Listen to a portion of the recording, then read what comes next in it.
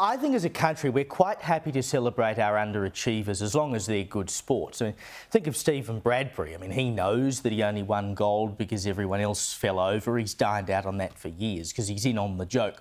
But I think we also really hate someone who we think is taking us for a ride, which brings me to Raygun. Now, we know her story. She went to the Olympics to compete in breakdancing. She got 0 points because she can't breakdance. It went viral around the world. We found out last week that she'd set her lawyers on a comedian and a comedy club that were going to host Raygun the musical, which was clearly a parody piece.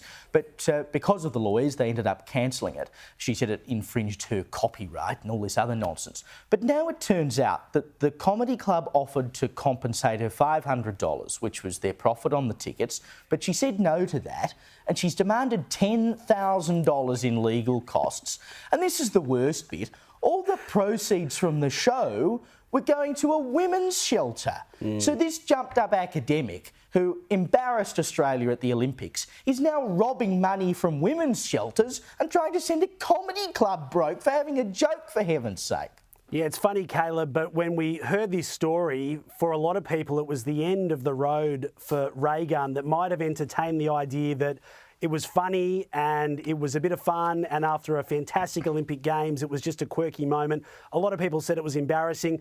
I wasn't too fussed by it, but I also thought up until yesterday that Raygun had a sense of humour and could handle this sort of stuff. Some of the great Australians have had parodies made of them, parody shows, parody songs. So the fact that she's now fighting over $10,000 of legal fees, she's lost the room. She's certainly lost my support, and I just think the whole thing's a little bit sad. And as you say, a very good cause to come out of this, but Raygun's not having a bar of it. No. Look, I think at this point, the less we hear about Raygun from this point on, the better. Well, they're going to have the last laugh because they're going to reboot it as Breaking the Musical, a completely legal parody musical, and they're going to do a national tour too, so she sold more tickets for them. Quickly before we go, and a story you had in the telly today, an exclusive, that the Aboriginal heritage applications that are being sent through are targeted at mining and pipeline projects far more than they are renewable projects.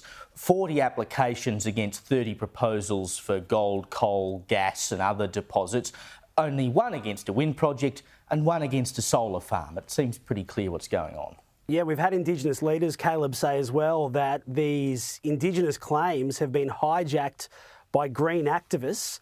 And we've seen recently with what happened with the gold mine in New South Wales, which Tanya Plibersek knocked back and said she was supporting the local Indigenous community. But then you had the authorised legislated land council saying, well, hang on, we're not saying we're against it.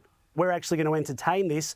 We've been ignored. So the whole thing is a scandal, and you're right, it has been skewed more towards mining projects. The great irony of that is that many of these minerals that we need to mine are needed as part of this push towards net zero. So sure, you can take gas out of it for a second, but it's another great example of how difficult it is to get anything done in this country. You can clear every hoop, get through all the red tape, the DAs, government approval, federal government approval, only to have an activist group turn around and say, well, by the way, the Indigenous community doesn't consult it. And we've sadly seen too many times Indigenous groups that actually aren't verified, speaking in favour of the ones that actually are. So it's a mess, but it's a metaphor for why many times in this country we just can't get anything done, Caleb. It's just ridiculous, and plenty of Aboriginal people who would like those jobs.